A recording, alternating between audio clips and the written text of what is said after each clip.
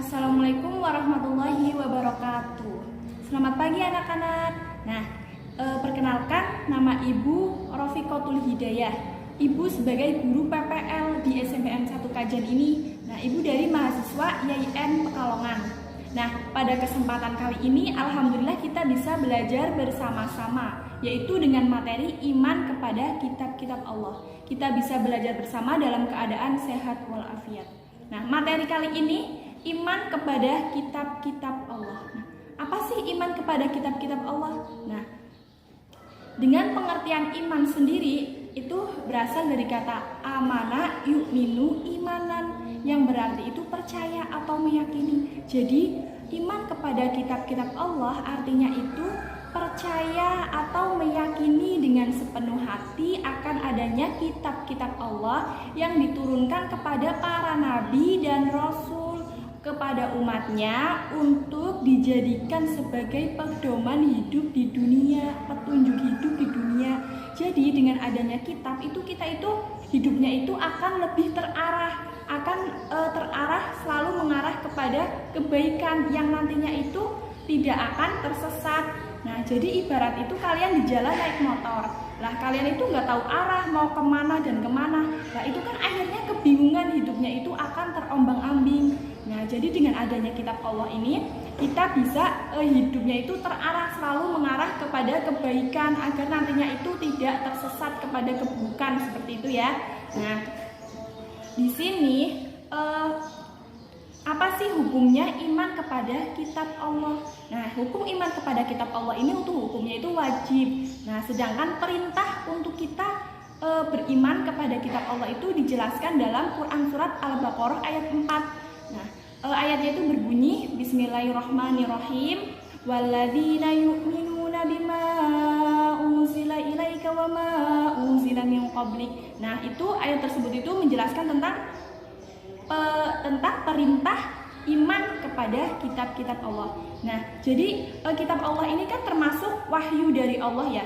Wahyu dari Allah itu tidak hanya berbentuk kitab saja, tetapi juga ada yang berbentuk suhuf. Apa sih suhuf? Suhuf itu lembaran-lembaran, jadi tidak berupa kitab gitu loh. Apa sih perbedaan suhuf dengan kitab? Kalau suhuf itu masih bentuk lembaran-lembaran yang terpisah, sedangkan kitab itu sudah dibukukan, sudah jadi buku. Selain itu, kitab lebih lengkap daripada suhuf. Di sini ada kitab-kitab Allah yang diturunkan oleh Allah kepada Nabi dan Rasul. Itu yang wajib kita yakini itu ada 4. Yang pertama yaitu kitab Taurat. Kitab Taurat itu diturunkan kepada Nabi Musa, kepada Bani Israel pada abad 15 sebelum Masehi. Yang kedua itu kitab Zabur.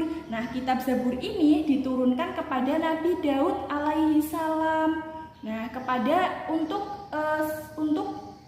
umat Israel. Diturunkannya itu pada abad ke-10 ya, 10 sebelum Masehi. Terus yang ketiga ada kitab Injil. Kitab Injil ini diturunkan kepada Nabi Isa pada abad 1 Masehi. Diturunkan untuk siapa umatnya? Yaitu untuk kaum Nasrani.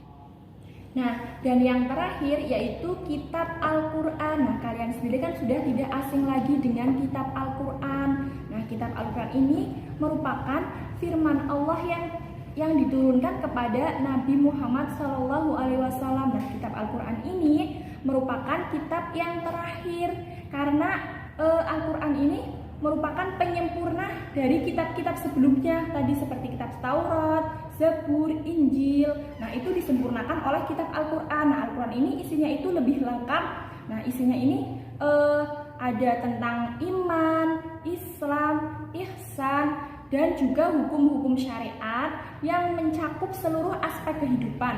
Jadi ketika kita berpegang teguh kepada Al-Quran, insya Allah itu hidupnya itu akan terarah, akan selalu menuju ke arah kebaikan dan tidak akan tersesat ke arah keburukan seperti itu ya.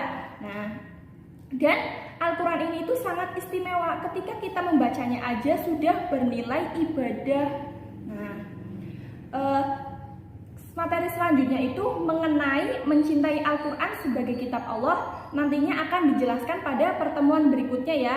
Nah, cukup sekian dari Ibu. Semoga dapat bermanfaat. Wassalamualaikum warahmatullahi wabarakatuh.